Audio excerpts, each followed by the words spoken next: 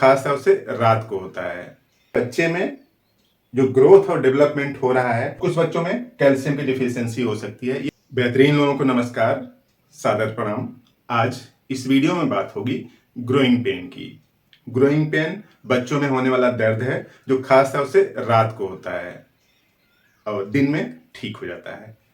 तो देखिए, जो एक छोटा सा बच्चा है जिसकी लंबाई तेजी से बढ़ रही है, या यूं समझिए कि बच्चे में जो ग्रोथ और डेवलपमेंट हो रहा है बॉडी स्ट्रक्चर का, तो उसकी वजह से दर्द करता है, खासतौर से कमर के नीचे वाले पोर्शन में,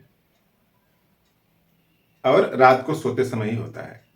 दिन में बच्चा ठीक रहता है, खेलता कूदता फादता इधर रहेगा, कोई दिक्कत नहीं होती है।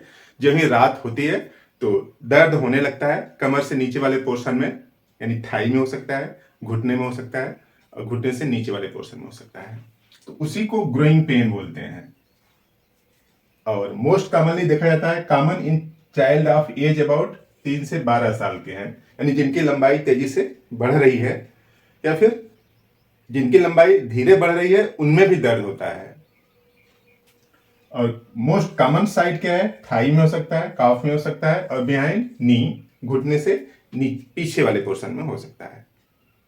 तो ये बच्चों में देखा जाता है। और सबसे खास फीचर्स क्या है कि वर्स एट नाइट, रात को ही बढ़ता है, दिन में ठीक रहता है, डिसअपियर आफ्टर मॉर्निंग। तो कई लोगों की शिकायत करते रहते हैं बच्चे से कि दिन में तो खेलता कूदता फाता रहेगा, कोई दिक्कत नहीं होगी, रात में सोता है तो दिक्कत होने लगती है। यानी खेलने में कोई दिक्कत नहीं है, रात को सोने में दिक्कत है। दिन में बच्चा इधर उधर कूदता फाता रहेगा और रात में दर्द स्टार्ट हो जाता है। तो इसको ग्रोइंग पेन बोलते हैं।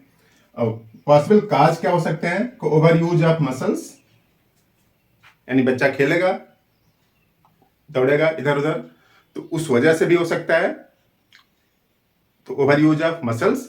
और दूसरा पॉसिबल और रेयर काज क्या हो सकता है कि vitamin D deficiency, vitamin D की कमी हो जाए, बहुत रेयर है। और कुछ बच्चों में कैल्शियम की डिफिशियंसी हो सकती है, यही कॉमन काज है। बिना दवा के भी ठीक हो जाता है ग्रोइंग पेन। बस करना क्या है कि जब भी बच्चा बोलता है कि दर्द कर रहा है, तो सरसों का तेल लगा के उसको मालिश कर दें, या फिर हीटिंग पैड लगा दें थोड़ी देर के लिए। इस तरह से मैनेज कर लेंगे, कुछ टाइम में ये जो ग्रोइंग पेन है वो ठीक हो जाएगा। कोई बड़ी बीमारी नहीं है, घबराने की कोई बात नहीं है, अपने आप एज जैसे बढ़ेगी वो ठीक हो जाएगा। लेकिन अगर ज्यादा हो रहा है बच्चे में तो होम्योपैथिक दवा यूज करें, बिना साइड इफेक्ट के ग्रोइंग पेन को ठीक कर देगा।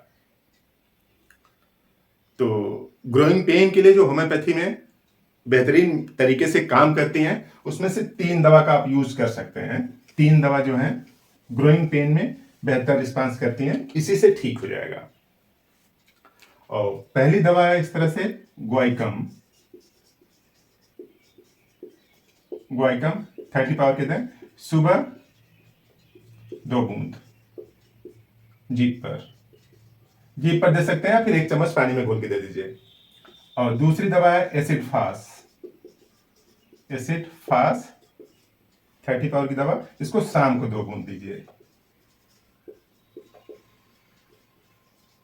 जीभ पर। अगर जीभ पर बच्चा ले सके तो जीभ पर दीजिए, अन्यथा 1 चम्मच पानी में घोल के दीजिए।